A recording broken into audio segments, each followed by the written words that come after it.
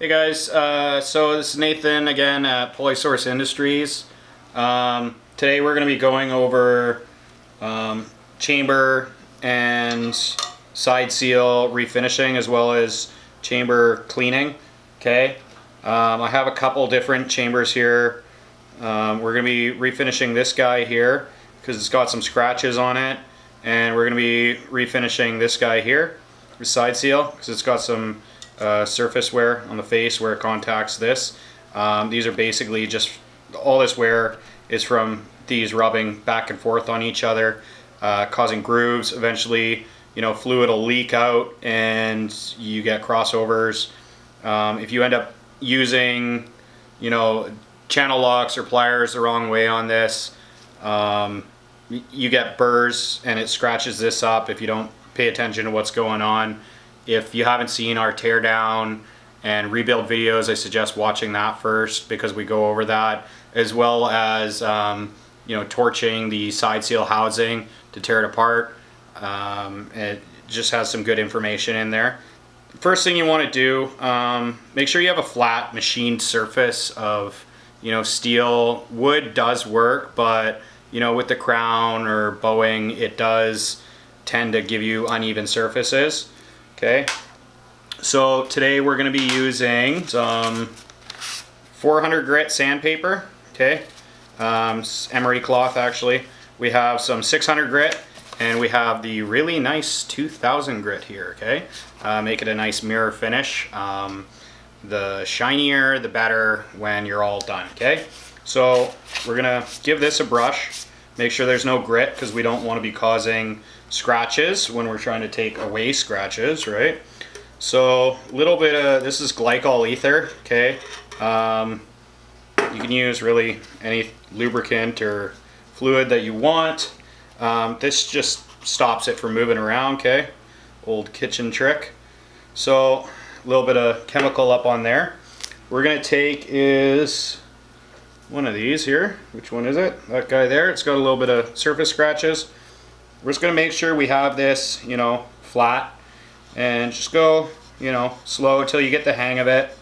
You don't want to be rocking back and forth, okay?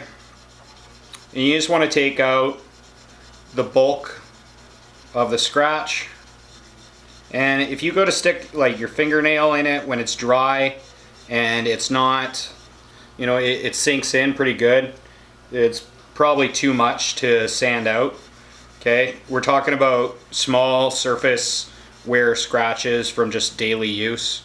If you've really screwed the pooch on it and just shredded it so it's a little bit of a Grand Canyon in there, throw it out, contact us here at Polysource, and we will sell you a new chamber. Okay, so that guy's nice. So we're gonna swap off of this 400 grit. We're going to swap to this 600 grit. This is still nice and moist there, or wet. Some people don't like that word. So now we're going to go on this 600 grit, okay? And give that a sanding. Not so much now that the scratch is actually out, okay? We're just trying to refinish it.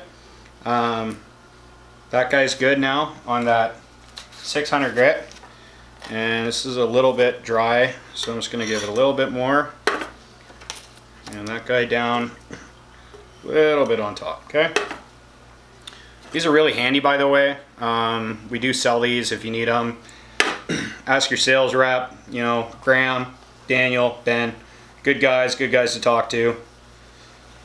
Alright, so we're just going to go on this, try and get a nice mirror finish. Nothing like looking at yourself in a side seal or a chamber.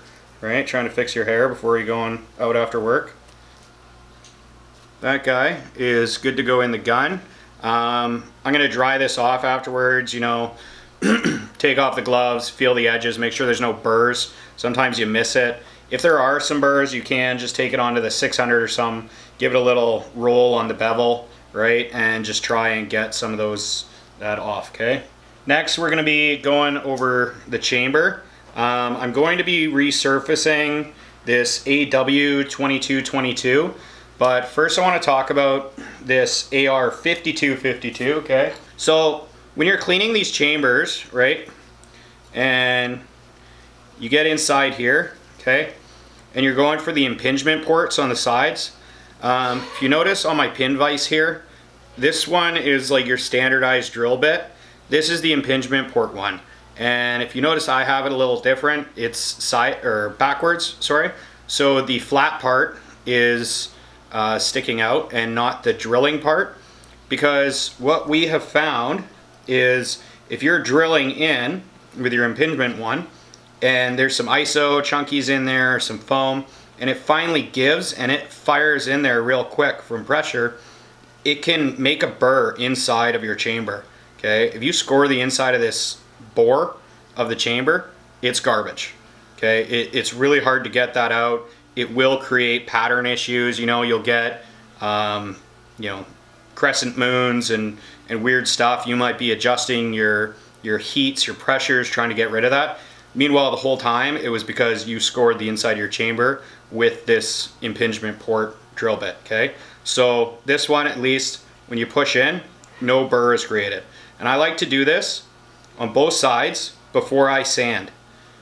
Reason for that is that if you go to do it afterwards and you've just taken, you know, 1 or, you know, 2 thou off your chamber, and you go stick this in down here, you know, you're rushing, pulling it out, you make a score, and suddenly, guess what? You're going sandy with Danny again, all right? So now we're gonna swap back to that 400 grit that's still nice and wet. And oh, yeah, we were gonna go with this AW because this one needs surfaced. So just a little sanding, you know, circles, back and forth, whatever you want, whatever feels comfortable for you, okay? Getting the job done is what matters. And you just don't want this kicking sideways when you're going, you know, don't hit the edge of the vise if you're using the vise or whatever.